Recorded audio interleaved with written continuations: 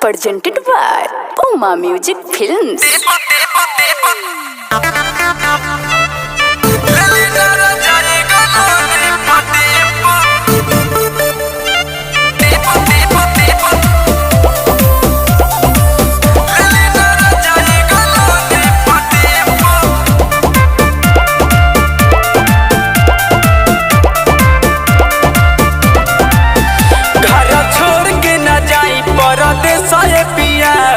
से जिया बहुत कले साये पिए घर छोड़ के न जाई परदेस पिया होला से जिया बहुत कले साये पिया अपन शहर में कमाई राजा जी अपन शहर में कमाई राजा जी ललिना राजा गलो ने पटेपू ललिना राजा गलो ने पटेपू खुजड़ी से पारसा चलाई राजा जी ललिना राजा गलो ने पटेपू खुजड़ी से पारसा चलाई राजा जी ललिना राजा गलो ने पटेपू Music by Akash Rai. ललिना राजा गलो ने पटेपू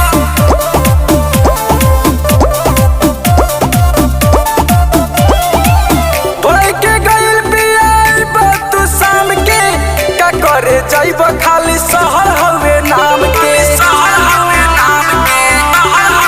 बोले के गइल बियाई तू शाम के का करे जाइब खाली शहर हवे नाम के होखे लगी पलंग पर खड़ाई राजा जी होखे लगी पलंग पर खड़ाई राजा जी ललिना राजा गलो ने पटेपू ललिना राजा गलो ने पटेपू खुजड़ी से पारसा चलाई राजा जी ललिना राजा गलो ने पटेपू खुजड़ी से पारसा चलाई राजा जी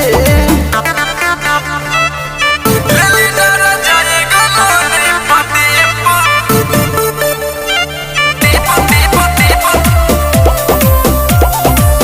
ललिना राजा गलो ने पटेपू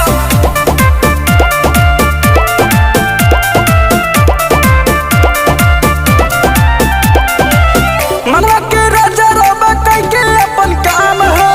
कहे सोने लाल बिहारी चाहे सुबह शाम हो मनवा के राजा रोबा कह के अपन काम है कहे सोने लाल बिहारी चाहे सुबह शाम हो अपना में हर के न सताई राजा जी अपना में हर के न सताई राजा जी ललिना राजा गलो ने पटेपू ललिना राजा गलो ने पटेपू खुजड़ी से पारसा चलाई राजा जी ललिना राजा गलो ने पटेपू खुजड़ी से पारसा चलाई राजा जी सवारी बैठा लो Puma Studio, Kesri Bazaar.